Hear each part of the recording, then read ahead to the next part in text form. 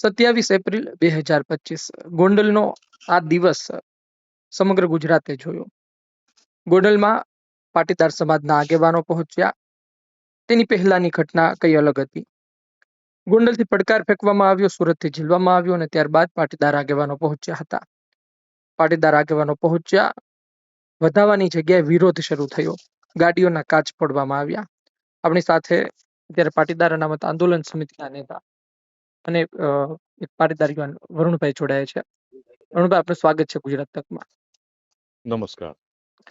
વરુણભાઈ, સૌ પ્રથમ તો એ કહો કે અત્યારે સૌથી વધુ સમાચાર એ ચાલી રહ્યા છે કે ભાઈ ગાડીના કાચ શું કામ ફોડવામાં આવ્યા, કાયદો અને વ્યવસ્થાની સ્થિતિ ક્યાં છે, પોલીસ શું કરી રહી હતી, કઈ રીતે જુઓ છો આ ઘટનાને?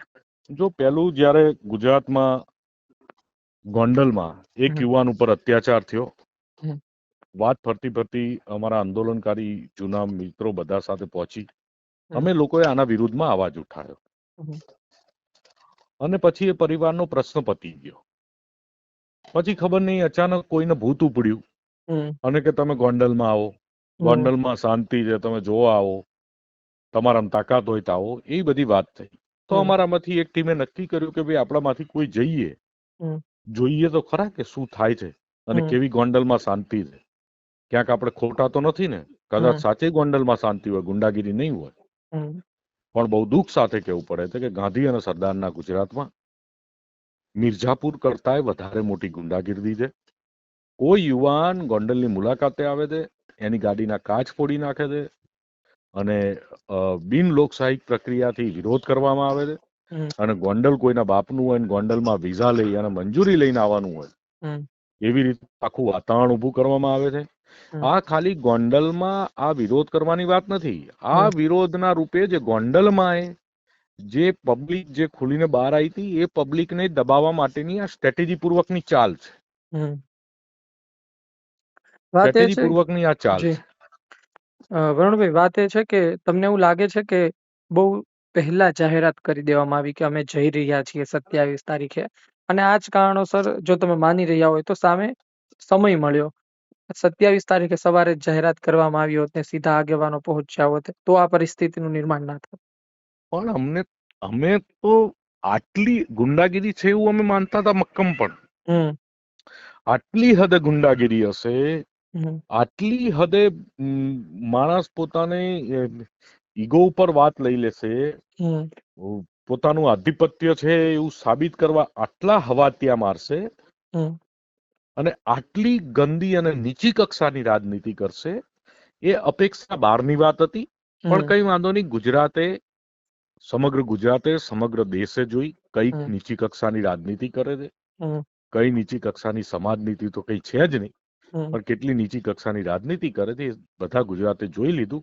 સારું થયું, અવારનવાર, હજુ તો અલ્પેશ જ ગયો છે, હજુ ઘણા બધાને જવાનું બાકી છે. તમે ક્યારે જઈ રહ્યા છો?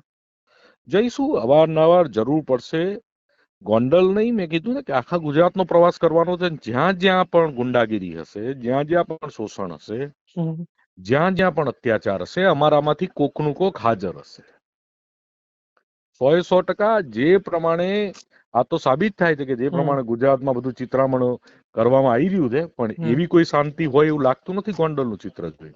એટલે આ તો બીજા પ્રદેશોની મુલાકાત લેવી પડશે ને. અમારે જાગવાનો સમય આવી ગયો છે ને અમે જાગી ગયા છે. ગોંડલનો આભાર છે. ગોંડલનો ફાયદો આખા ગુજરાતને થશે. આવનાર દિવસોમાં શું કાર્યક્રમ હોઈ શકે? કારણ કે અલ્પેશભાઈ, જિગીશાબેન ને એ ખોડલધામ પણ ગયા હતા. ખોડલધામના પણ સમાચાર સામે મળે. આવનારા દિવસોમાં બધા ગુજરાતના પાટીદાર અનામત આંદોલન સમયના અને એ સિવાયના ઘણા બધા સામાજિક રાજકીય આગેવાનો મળવાના છે, મળીને નક્કી કરવાના છે. ઘણું બધું કરવાનું છે. અને ગુજરાતમાં જ્યાં પણ લોકશાહી નથી અને ગુજરાતમાં જ્યાં પણ ઠોકશાહી છે, ત્યાં બધે જ લોકશાહીની સ્થાપના કરવા હવે અમારે ફરવું પડશે, મથવું પડશે. ઉધઈ જેવો સડો જે અમુક વિસ્તારમાં વર્ષોથી ઘૂસેલો છે, સડો કાઢતા થોડીક વાર લાગશે, પણ અમારો ઇતિહાસ તમે જાણો, અમે સડો કાઢવાના સ્પેશિયાલિસ્ટ, સડો કાઢીને જ રહીશું. એટલે સડો નહીં નીકળે ત્યાં સુધી ચાલુ રહેશે.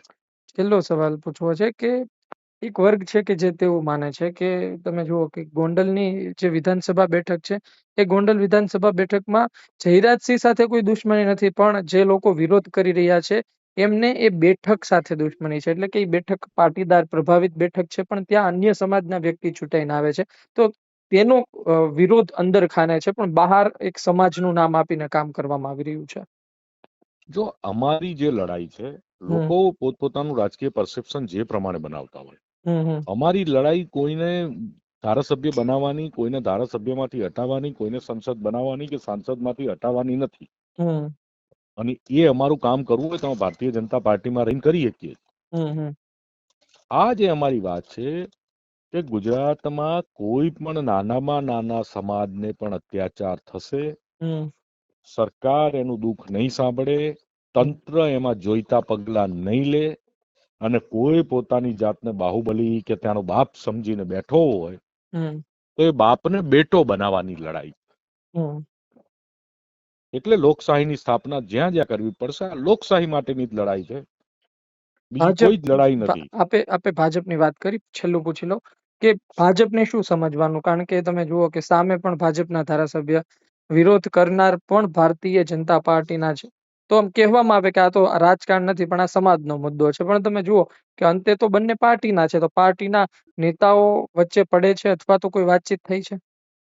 ના, પાર્ટીના, જો હું પોતે ભાજપમાં છું, મેં ભારતીય જનતા પાર્ટીના અમારા મહામંત્રી શ્રી રત્નાકરજીને લેટર લખી અને 2 દિવસ પહેલા સમગ્ર પરિસ્થિતિ વાતથી અવગત કર્યા છે. મારી જોડે હજુ સુધી કે કોઈની પણ જોડે, અમારા કક્ષાએ કોઈની પણ જોડે પાર્ટી તરફથી કોઈ જ કમ્યુનિકેશન નથી. સારું કે ખરાબ કે કોઈ પણ જાતનું કમ્યુનિકેશન પાર્ટી દ્વારા નથી. એટલે પાર્ટી શું ઈચ્છી રહી છે કે પાર્ટી શું પગલા લેવા માંગે છે એ હજુ સુધી અમારી જાણમાં નથી. મેં કાર્યકર તરીકે મારા ફરજના ભાગરૂપે પાર્ટીના મહામંત્રીને પત્ર દ્વારા મેં જાણ કરી દીધેલી છે, અને એ પત્ર તમારી પાસે પણ છે. જી, તો આમ વરુણભાઈ, ડર ના લાગે કે પાર્ટી સસ્પેન્ડ કરી દેશે પાર્ટી આ પ્રકારે વિરોધ, કારણ કે એ તો કહેવા આવ્યા નથી.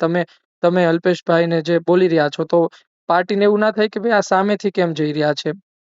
ભાઈ, બીજાની મને ખબર નથી. મને ભાજપ કોઈ પગાર આપતું નથી. ભાજપ મારું ઘર ચલાવતું નથી. જેટલા પૈસા કમાઉં છું એનો પૂરેપૂરો ટેક્સ ભરું છું, અને કોઈના બાપથી હું બીતો નથી. ચાહે કોઈ સરકારમાં હોય કે ચાહે કોઈ વિપક્ષમાં હોય, મારી લડવાની રીત લોકશાહી ઢબે આની આ જ રહેશે. એટલે મને દબાવવાની, બીવડાવવાની કોઈનામાં હિંમત છે નહીં. જી, આપ અમારી સાથે જોડાયા બદલ આભાર, ધન્યવાદ.